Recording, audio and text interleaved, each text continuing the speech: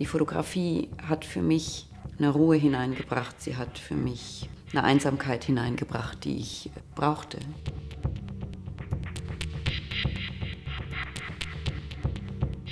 Sie klopfte an und es war das Klarste der Welt, dass ich ab dem 28. November, als ich in den LKW zog, um nach Berlin zu fahren mit all meinem Hab und Gut 2001, dass ich ab dem Moment Fotografin war.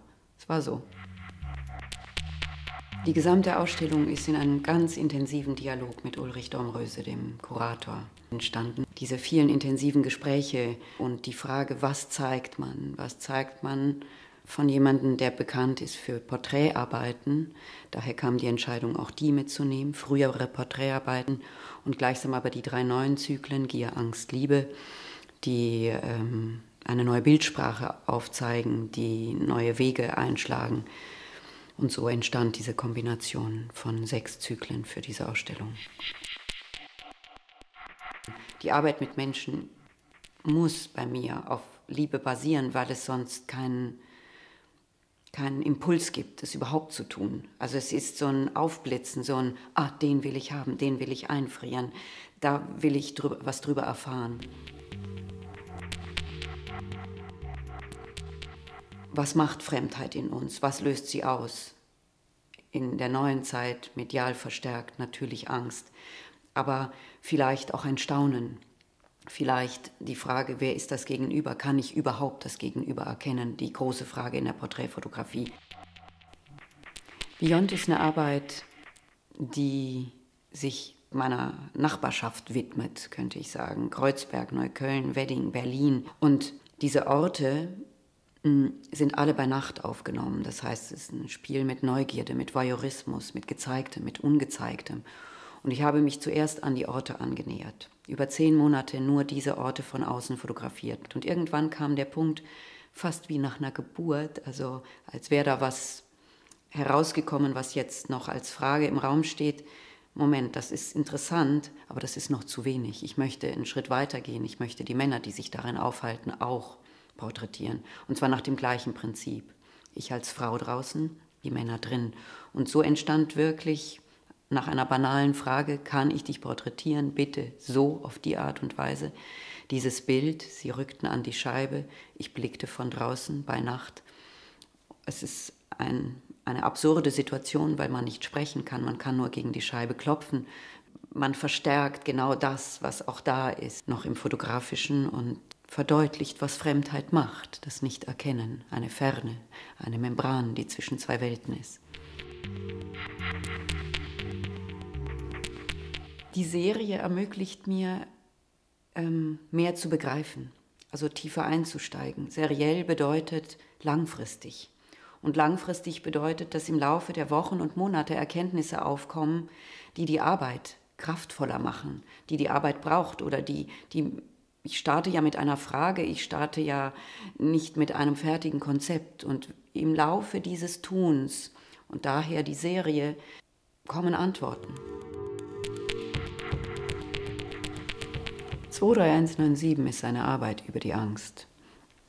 Eine eigene Angsterfahrung, gekoppelt mit dem Angsterleben und der Angstverbreitung in der Gesellschaft, der Rechtsruck, die Verwandlung von Sprache, all diese Impulse sind Impulse für diese Arbeit, aber es war definitiv eine eigene Angsterfahrung. Und so dachte ich mir, was ist das für ein Gefühl? Was macht das im Körper? Wie kann ich es visualisieren? Und ich stellte fest, dass seit den Anschlägen mit LKWs, sei es in Nizza, in Stockholm und natürlich auch in Berlin, meine Wahrnehmung dieser Kolosse, dieser wirklich massiven Gefährte unserer Straßen sich verändert hat. Und ich habe mich gefragt, was hat sich verändert? Kann ich da was zeigen?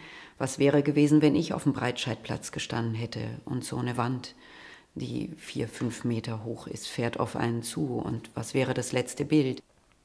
Ich habe versucht, mit Fotografie etwas zu übersetzen und gleichsam mich aber auch mit dem Thema der Angst losgelöst vom Thema des LKW-Anschlags auseinanderzusetzen. Das heißt, was ist, wenn ich starr und blockiert bin von Angst? Was kann ich tun?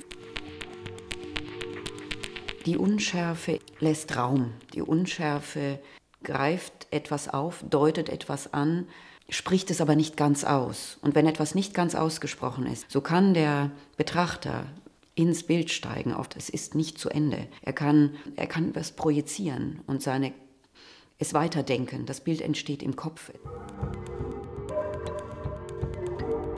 Ich habe einmal eine Möwenfütterung im Winter an der Janowitzbrücke erlebt, wo das laute Kreischen dieser Tiere, das sich stürzend auf ein Krumen Brot von solcher Kraft war, dass ich dachte, hier ist eine Energie zugange, die mich interessiert. Und ich hatte ja nicht lange zuvor die Gier meiner Tochter erlebt, die ich gestillt habe.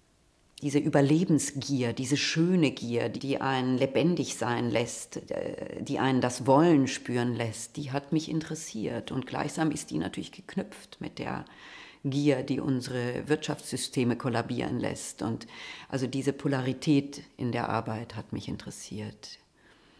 Die Kraft, die Schönheit, das hochgradig Fotografische, denn das ist die fotografischste Arbeit, die ich je gemacht habe. Diese Arbeit kann nur von der Fotografie geholt werden, über dieses 2000stel einer Sekunde und puff, und dann hat man es, weil ansonsten in der Schnelligkeit kann unser Auge nicht gucken.